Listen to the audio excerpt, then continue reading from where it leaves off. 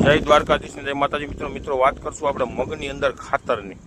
હવે આમ તો ઘણા બધા આપણે વિડીયો અલગ અલગ મગ વિશેના તલ વિશેના બનાવીએ છીએ અને ખેડૂતોને પૂરતી માહિતી આપીએ છીએ.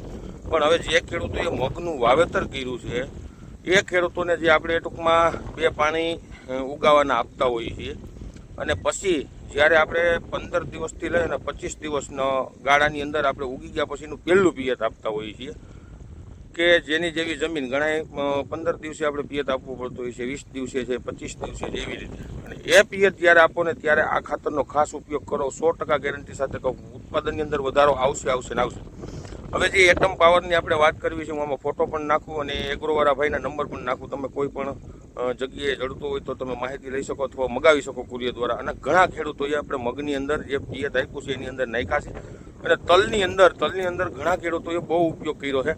એના રિઝલ્ટ જબરજસ્ત છે મિત્રો. અને આપણે ઘઉં ચણાની અંદર જબરજસ્ત રિઝલ્ટ મળ્યા છે.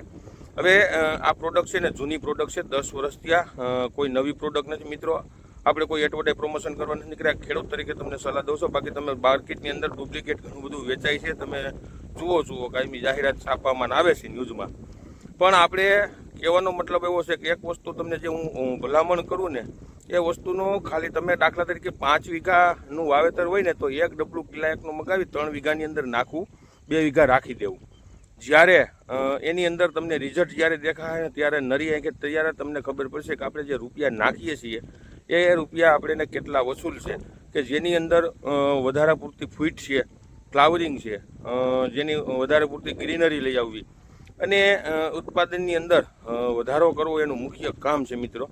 હવે જે એટમ પાવર છે ને એટમ પાવરની અંદર લિયોનાનાઇડ 50% પ્લસ ઓરિજિનલ હુમિક, ફુલવિક, સીવિટ, એલ્જિનિક અને પોટેશિયમ આટલી વસ્તુ આવે છે. જેનું કામ છે મુખ્ય રૂપથી કે જે આપણે છોડના અંદર જે ટૂંકમાં મૂળ હોય, તંતુ મૂળ, સફેદ મૂળનો વિકાસ કરાવવો.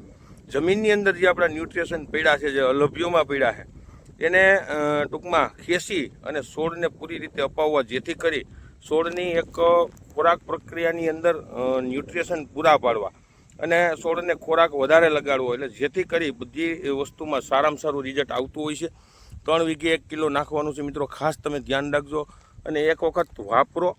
વધારેમાં વધારે વિડીયો શેર કરો. આપણી ચેનલમાં નવા મિત્રો હોય તો ચેનલને સબસ્ક્રાઈબ કરવાનું મિત્રો ભૂલતા નહીં. કેમ કે આપણે કાયમી ખેડૂતોને વધારે ઓછા ખર્ચે સારા ઉત્પાદન, બીજા નંબરમાં કે જે સારી કંપનીની જે દવાઈઓ છે કે જે ખેડૂતોને હકીકતમાં રિયલમાં આપણને ખબર નથી કે આવી દવા બજારમાં આવે છે કે જે આપણે રૂપિયા નાખીએ છીએ ને એનું આપણને 3 ગણું વળતર જડે છે.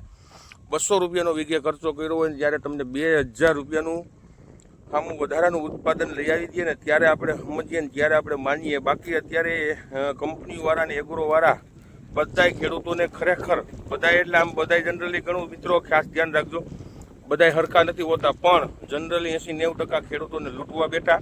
80%ને ખબર નથી પડતી કઈ અવસ્થાએ શું કરવું છે. આ મગની અંદર અત્યારે મેં ઘણા બધા વિડીયો મૂક્યા છે. એમાં મેં છેલ્લી જીવાતનો વિડીયો મૂક્યો છે, કઈ અવસ્થાએ કેવી દવા ને કેવી સમયે દવા છાંટવી અને કુકડ પ્રમાણે. હવે ઘણા બધાને તો જે દવાઓ ટૂંકમાં 3 રાઉન્ડ મરવી દીધા છતાં કુકડ જાતી નથી મગની અંદર ને કાયમી મગની અંદર પોઝિશન નબળી થતી જાય, તો એનો કોઈ મતલબ નથી મિત્રો. એટલે કોઈને ખેડૂતોને મગ વિશેની વધારે માહિતી જોતી હોય તો મારા પણ નંબર નાખું છો, ફોન કરી શકો મિત્રો, વધારે માહિતી લઈ શકો. તો અવનવા વિડીયો જોતા રહ્યો. જય જવાન, જય કિસાન.